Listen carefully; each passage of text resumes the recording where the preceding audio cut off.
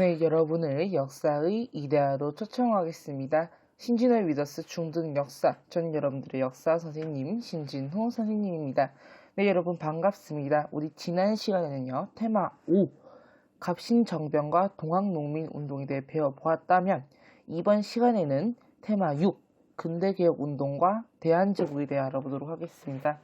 근대개혁, 개혁이라고 하면 개혁 이런 거 있잖아요.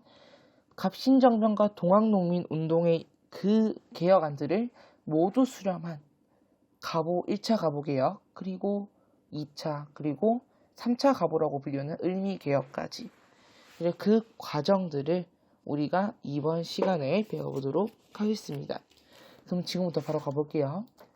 네, 핵심 7번입니다. 17번입니다. 네, 교정청 설치다. 이게 중요해요. 왜냐? 자, 애들 헷갈리는데 우리가 우리의 그 주권이라든지 이런 걸 지켜가면서 개혁을 하고자 하는 기구는 군국기무처 아닌가요? 군국기무처는 친일기구라고 보시면 돼요. 그러니까 일본의 입맛에 맞게 짜여진 기구고요. 교정청은 우리 정부가 개혁을 하고자 만든 개혁기구입니다. 하지만 우리가 그 2차 농민봉기, 그러니까 동학농민운동의 2차 봉기하기 직전에 봤던 내용이 바로 이거였어요. 이러면서 교정청이 설치되었어도 개혁을 하지 못한 거지. 그래서 1차 가보 때는 일본이 내정 개혁을 강요했고 김홍직 내각 누구죠? 온건 개합파 중에 한 명이었어요. 그러면서 군국 기무처라는 걸 설치했다. 이거 중요합니다. 또는 애들이 통리기무하문하고 군국 기무처 헷갈려 하시더라고요. 이거 구분 지어 놓으셔야 돼요. 내용이 중요해. 내용은 하나하나 끊어서 볼게요. 첫 번째, 왕실사무와 국정사무를 분리하였다. 두 번째, 과거제를 폐지하였다. 세 번째, 재정 담당 관청을 일원화하였다. 네 번째, 은본위 화폐 제도를 채택하였다. 이제 은으로서 거래를 한다. 또한 조세의 급납화, 세금은 금으로 내라. 그리고 다섯 번째, 도량형 단위를 통일하였다. 근데 이 단위는 어디 단위랑 통일했을까요? 일본이지. 왜냐? 일본의 군국기무처에서 이런 개혁을 시도하였으니까요. 또한 여섯 번째, 신분제 폐지에서 과부제가 허용까지 묶을게요. 또한 조혼의 연좌제 금지 이런 것도 있다. 여기서 좀 알아주실 거는, 자 잠깐만요. 여기서 여러분들이 좀 알아주셔야 될 내용은요, 제가 완전 색깔 어두운 걸 할게요. 신분제, 그 다음에 신분제 폐지했다, 그 다음 과거제 폐지했다, 왕실과 국정사무를 분리했다, 재정 담당 관청을 일원화하였다. 요 정도. 지금 제가 밑줄 친 5가지 정도가 시험에 제일 많이 나와요. 그렇기 때문에 여러분들이 좀 알고 계시면 좋을 것 같습니다. 자, 그럼 1차 가보는 이러하였는데 2차 가보는 어떤가? 자, 일본이요. 1차 가보 때는 내정 개혁을 요구하면서 뭘 설치했지? 군국기무처를 설치했지. 이번엔 달라. 일본이 내정 간섭을 본격화해. 그러면서 군국기무처 없애고요. 김홍집, 박영효 내각을 수립해. 생각해보면 얘는 온건개합하고 얘는 급진개합하라는 거지. 또한 고종은요, 홍범 14조라는 걸 반포해서 지방행정구역 개편하고 사법권을 독립시킵니다. 또 애들이 이것도 헷갈려요. 개혁정강 14개조, 홍범 14조. 우리 개혁정강 14개조는 갑신정변 때 급진개합파들이 요구한 내용이고, 홍범 14조는 황제가 이때는 왕이죠. 왕이 직접 내린 거다라는 걸로 구분 지으시면 좋을 것 같습니다. 홍범 14조는 시간이 되신다면 사료 한번 챙겨보시는 거 좋을 것 같아요. 자, 그럼 이제 핵심 18번 갈게요. 그래서 이래도 좀 가만히 있으면 되는데 삼국이 또 간섭을 해. 어디? 러프도. 러시아, 프랑스, 독일 다 서양 열강 국가들이죠. 이들이 압력으로 일본이 청일전쟁에서 승리해서 받은 랴오둥 반도를 다시 청에다 반환을 해요. 자, 랴오둥 반도가 어디냐?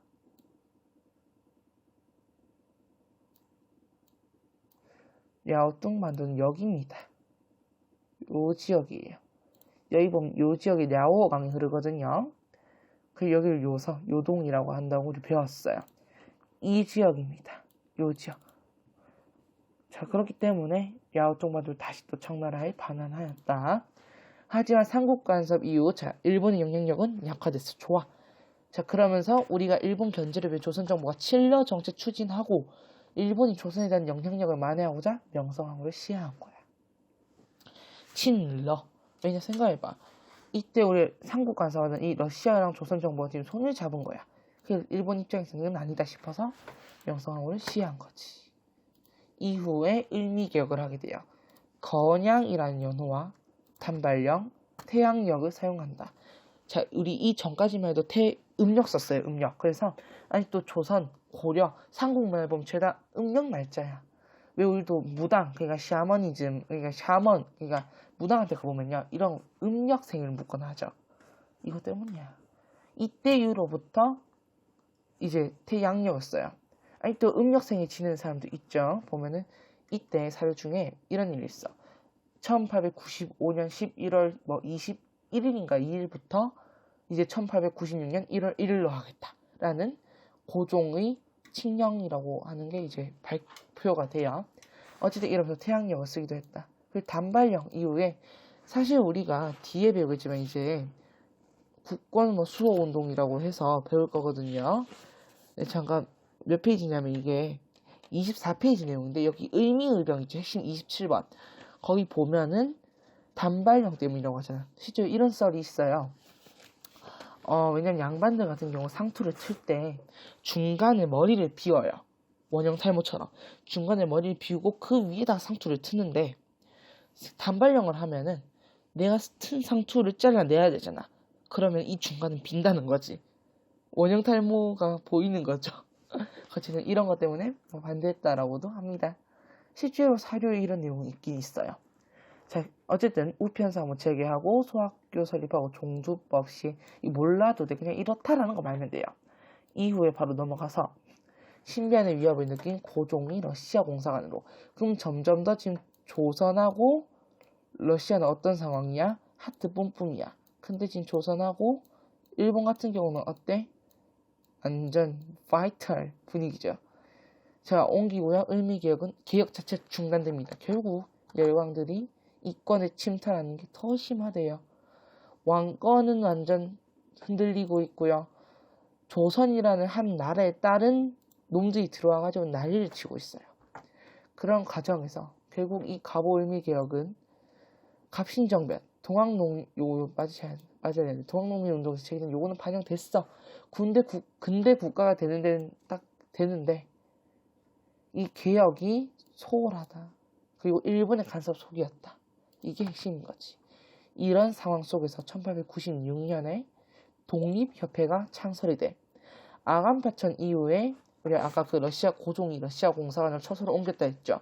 이걸 왜 아간파천이라고 하는데 이후에 열강의 이권 침탈이 심화됐다 했고 서재필 이거 중요해요. 서재필이라는 사람 앞으로 많이 나옵니다. 개항기를 하면서 이 사람 무조건 알아야 돼요.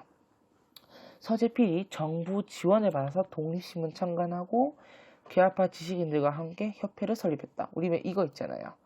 여러분들 초등학교에서 살아보셨을 텐데 요거 신문 맨 위에 제목을 보니까 문신, 립, 독 적혀 있어요. 독립신문이라는 얘기죠. 자, 이후에 뭐 독립문을 건립하고 토론회, 뭐 두 가지 토론회가 있어요. 뭐 관민공동회, 만민공동회 이런 내용들이 있고요. 그러면서 근대적 정치의식을 고취하였다. 자, 여기 나오네요. 만민공동회 중요, 여기도 관민공동회도.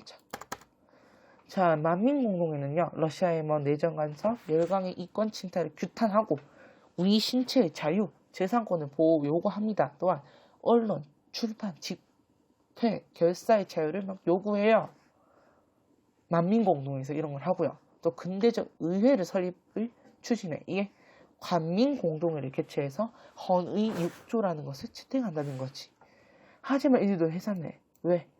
보수적인 관료들을 탄압하고 이 황국협회와 군대에 의해서 1898년에 해산된다. 이후에 애국개몽운동으로 개선된다. 그러면 이제 본격적으로 이 흐름이 어떻게 흘러가는지 대한제국부터 보도록 할게요. 자, 그러면 우리 지금 대한제국 볼 건데 우리 이전까지는 조선이었어. 조선. 근데 이게 하루아침에 한 제국이 된다네. 그 이유를 한번 볼게요. 아간 파천 이후에 역시나 러시아의 내정이 심화되고 고종이 환공을 요구해요.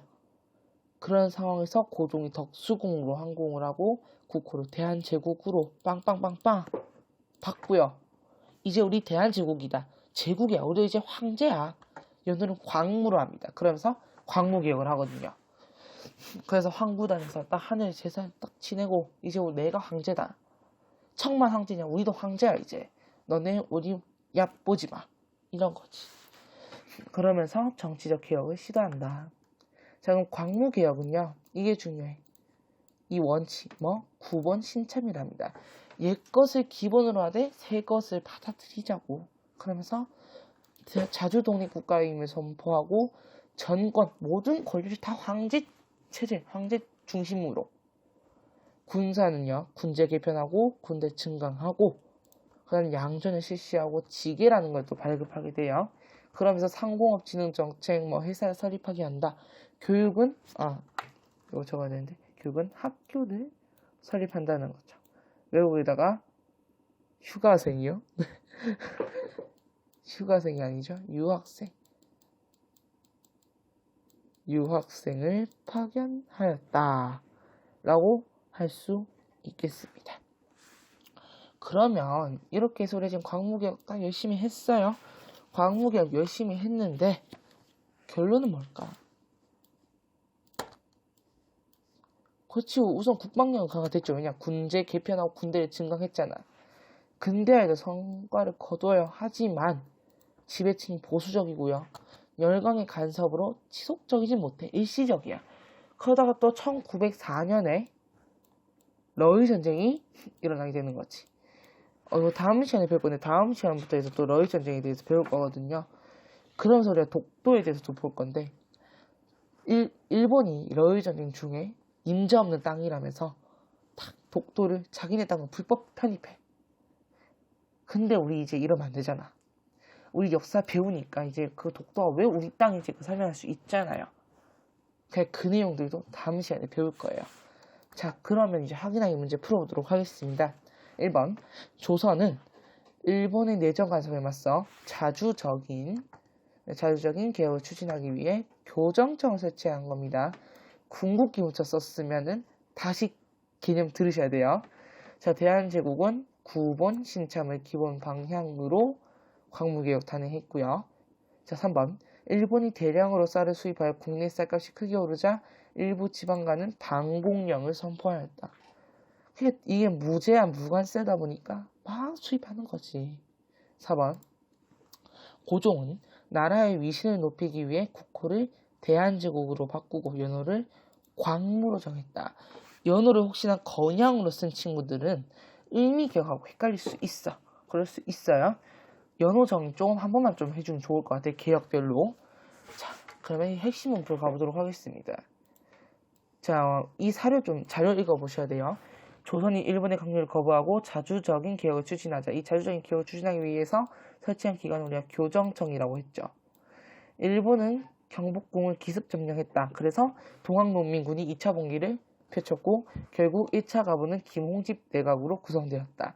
이 김홍집 내각은 궁극기문처를 신설할 각종 개혁을 추진하였다. 뭐지? 그렇지. 내가 아까 찝어준 거 있죠? 과거제 폐지했다. 단발령은 을미개혁이죠. 을미개혁. 그 다음에 또 신분제 폐지하고, 그렇지, 요거지. 태양력은 뭔데? 그렇지, 태양력 역시 을미개혁이에요. 그럼 지금 요거 정답은 1차 가보 과신제가 되겠습니다. 2번 문제 가볼게요. 보니까 자, 조선에서는 무슨 정책을 썼다 했어? 특히 명성황후가 칠러 정책을 썼다 했어.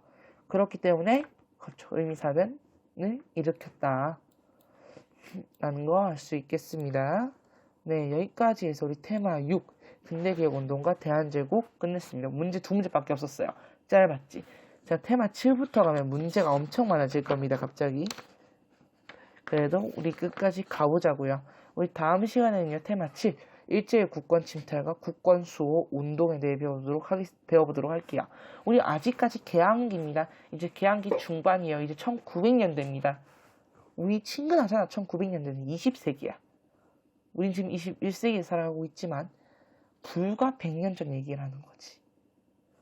그러면 다음 시간에는 그 100년 전 얘기 시작해 보도록 하겠습니다. 우리 다음 시간에 만나요.